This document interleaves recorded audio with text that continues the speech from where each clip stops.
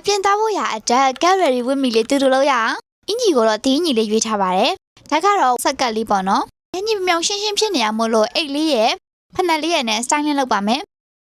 လေပင်ကလည်းမြောင်ရှင်းရှင်းကြီးဖြစ်နေရမို့လို့ဆွဲကြိုးလေးကိုတော့ဇူးတီဘိုး handmade jewelry ကနေပြီးတော့မှားထားတဲ့ accessory box လေးတွေကဆွဲကြိုးလေးတွေနဲ့ try ကြည့်ပါမယ်ကဲဒါကတော့ပထမဆုံးတစ်ခုပါ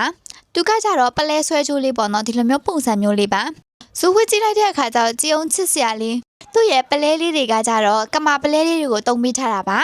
ကမာပလဲဆိုတာကကြတော့ကမာခွန်လေးတွေကိုကြိတ်ပြီးမှပြန်လှုပ်ထားတဲ့လူလုတ်ပလဲပေါ့နော်သူကကြတော့ဈေးနှုန်းချိုတာတဲ့ဈေးနှုန်းကတောင်းကန်းလေးပဲရှိရဲဆိုတော့ဝိရကလည်းတော်တော်လေးဝစ်ပြောပါတယ်သူ့ရဲ့တောင်းကန်းဆိုတာကလည်း1000 2000 3000အဲ့လိုဝန်းကျင်ပါပဲနော်အခုကတော့ဟန်ချင်းလေးကိုထွိုင်းကြည့်ပါမယ်သူကလည်းဆွဲကြိုးနဲ့တူတူဝတ်လို့ရအောင်လို့ပလဲလုံးလေးနဲ့ပဲမှာထားပါရဲ့ရှင်ဟန်ချင်းလေးကတော့ဒီမှာဇူးချိတ်တာပတ်ပြင်းနေလို့မမေကိုပဲချိတ်ခိုင်းလိုက်ပါတယ်ချစ်အောင်ချစ်စရာလေးသူကကြတော့ခရမ်းဆွဲကြောင်လေးနဲ့လှုပ်ထားပေးရပေါ့နော်ဒါလေးလည်းလာရဲ့ကြည့်အောင်ဇူးကတော့ personal အရာဆိုလို့ရှိရင်ပလဲပဲကြိုက်တာမလို့ပလဲဆွဲကြိုးလေးတွေကိုတော့ပို့ပြီးတော့သဘောကျပါတယ်ဒါပေမဲ့ဒါလေးလည်းဇူးနဲ့လိုက်တယ်လို့ခံစားရပါတယ်ရှင်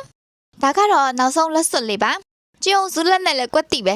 ဆိုတော့အပြင်သွားဖို့ရအတွက်ဒီပလဲဆွဲကြိုးနဲ့ပလဲဟန်ချင်းလေးကိုပဲဝတ်တာပါမယ်